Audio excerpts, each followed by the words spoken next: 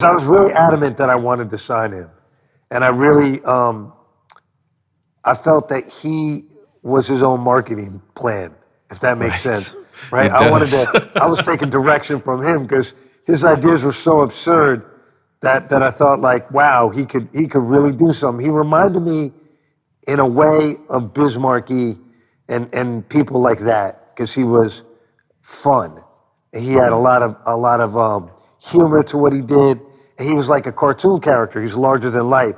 So with Dirty, I really took a lot of cues from him, how he wanted to present himself. And I think he appreciated that right away. I wanted to know how he wanted to do things. Do you remember any of the first ideas he had that he was telling you about at that time? I mean, there was tons. Like, he was like, yo, for my first video, I want to show up in an Uncle Buck car.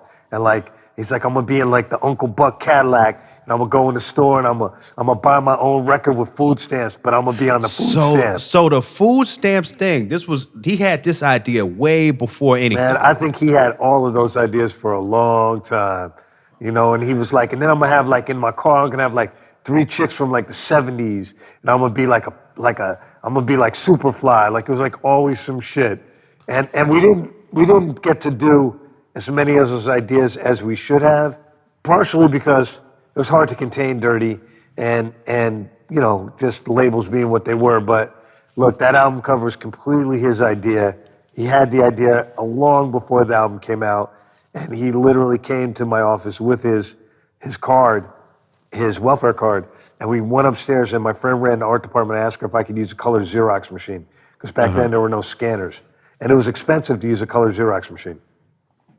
But she was like, yeah, okay, I'll help you guys. And she mocked it up. And she mocked it up into, you know, maybe a 10 by 12 size for the cover, 12 by 12. And she was like, I'm gonna work on this for a minute. I'll come and see you guys in a while. And I think we went to eat some food, and she came down and dropped some stuff off on my desk. And it was the initial mock-up. And it was so good.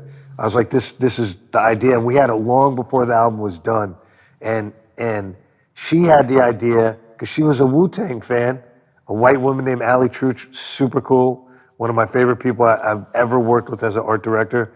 She was like, we could take the W's and we could put them in the welfare insignia. Wow. And that was her idea. When I wanted to bring it up there to do it with Dirty, she was like, right away, I was like, she goes, oh, this is like UB40, because first UB40 record's an English version of the welfare form. Okay. So we had precedent that it could be done. So we kind of determined before we submitted the idea that it wasn't going to be offensive, and we submitted an idea and it wasn't deemed offensive. Did Dirty communicate what it was he was trying to get across with the food stamps, to get across with the welfare card? Yeah, of course. Yeah, he was like, I'm the realist. You know what I mean? I don't have no airs. Like, I'm the realist. Like, I grew up in poverty. I'm gonna show everyone what poverty looks like. And I don't give a fuck. I'm not ashamed of who I am or how I grew up or where I'm from. This is who the fuck I am. You know, I'm a guy who grew up in group homes and foster homes and was in, you know, on welfare and ate government cheese and all that. And he was like making a conscious decision to be the polar opposite of super shiny suit, you know, that kind of thing. The aspirational thing. He was like, I'm anti-aspirational, though he never said that. That was his goal. That's what he intended to do. And to do it in a way that was funny. You know, and that was Dirty. There was a sense of humor in a lot of shit he did. He was very tongue-in-cheek. He was super self-aware, which doesn't always come across. I don't think people realize how self-aware he was. And you know, look, drugs don't help. You know, his behavior could be really extreme, but I never had a bad moment with the dude, which is funny. I laughed at his antics, and I think he appreciated the fact that I thought it was funny. I mean, look, I thought the guy was a genius. I was definitely a huge fan, besides being his A&R guy. I loved him as a person. He was a unique dude. He was like that wino around the way that you love. I can't explain it other than that. He was your man who goes to jail for 3 months and doesn't give a fuck. He just was that guy. He really lived that life. So he has the idea to go get the food stamps in the limo.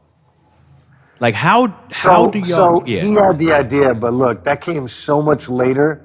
That was after the record was out. He was already famous. He'd already had a hit song. And I honestly, what no one says is, that had repercussions. So, and he was not happy with it after it came out. And if I had been more on top of it, and his manager at the time and the publishers had ran that back to me, I would not have been a champion for that idea. First solo album called Return to the 36 Chambers, the dirty version. So we decided to pay the man a visit to sample his unique worldview. Please remain seated until this piece comes to a halt.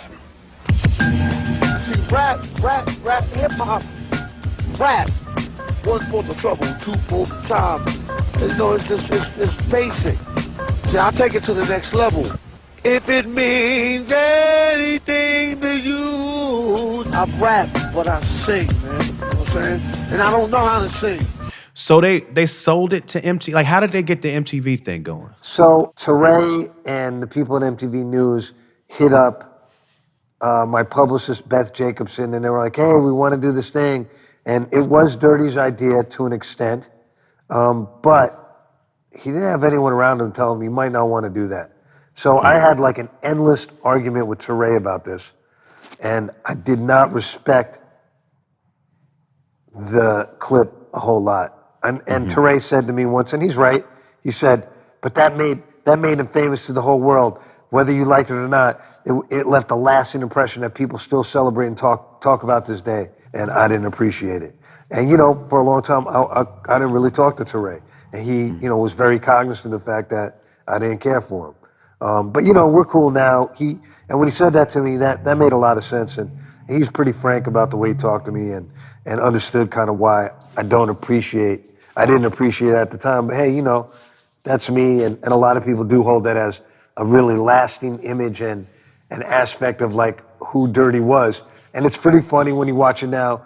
There were just ramifications with child services and things of that nature. And I don't want to really get super into that stuff because that's not really my place to talk about that.